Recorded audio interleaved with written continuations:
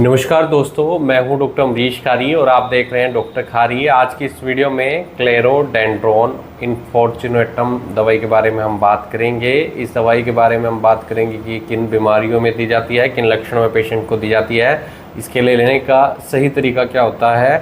जानने के लिए वीडियो पूरा देखें। अगर आप हमारे चैनल पर नए हैं तो चैनल को सब्सक्राइब कर लें ताकि आने वाली हेल्थ रिलेटेड वीडियो से आप अपडेटेड रहें। इस दवाई को ज़्यादातर मदर टिंचर फॉर्म में हम यूज़ करते हैं, यानी क्यू पावर में इस दवाई को दिया जाता है। ये दवाई वुंड्स को जल्दी हील करती है, यानी जिन पेशेंट्स को घाव है, पुराना घाव है, उसको भरने में दवाई मददगार रहती है।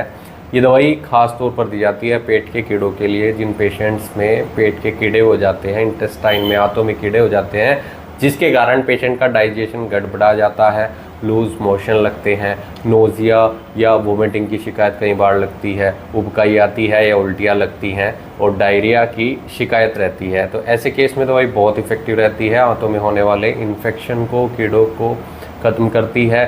साथ में इसके कारण होने वाली परेशानियां जैसे उल्टी लगना या फिर दस्त लगना, इनमें भी राहत देती है।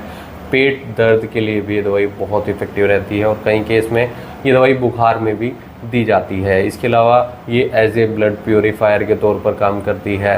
ये कुछ स्किन डिजीज़ यानी चर्म रोगों में भी इफ़ेक्टिव रहती है, ट्यूबरकुलोसिस के पेशेंट में। ये दवाई हमारे शरीर में होने वाली स्वेलिंग को कम करती है। अगर पेट में सूजन आ गई है, जैसे कई बार लीवर में पेशेंट को सूजन आ जाती है या स्प्लेन में जो तिल्ली होती है उसमें अगर सूजन आ जाती है तो ऐसे केस में बहुत इफ़ेक्टिव रहती है। सूजन को कम करती है, दर्द में राहत देती है।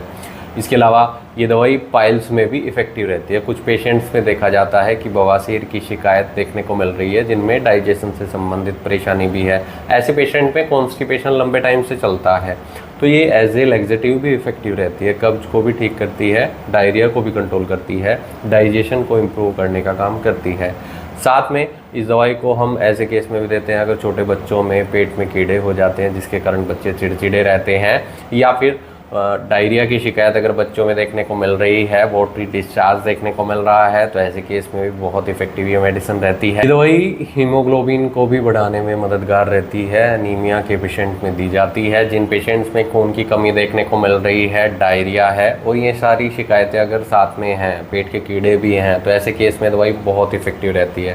तो दोस्तों, अगर आपको इनमें से कोई भी तकलीफ़ है, आपके पेट में कीड़े हैं, पेट दर्द रहता है, डाइजेशन इम्प्रूव करना है, आपको इंडाइजेशन की शिकायत रहती है, वोमिटिंग लगती है, तो ऐसे केस में डॉक्टर की निगरानी में आप इस दवाई का सेवन कर सकते हैं। अगर आपको लीवर इन्फेक्शन है, लीवर डिसऑर्डर है, लीवर में सूजन आई हुई है, भूख की कमी देखने को मिलती है, तो डॉक्टर की निगरानी में इन दवाइयों का सेवन करना चाहिए। खुद से किसी भी दवाई का सेवन न करें। इसके लिए आप हमसे भी संपर्क कर सकते हैं। दिए गए व्हाट्सएप नंबर पर संपर्क कर इलाज या सलाह ले सकते हैं। इसका जो मदर टिंचर फॉर्म होता है वो डॉक्टर की निगरानी में ले। वीडियो देखने के लिए धन्यवाद।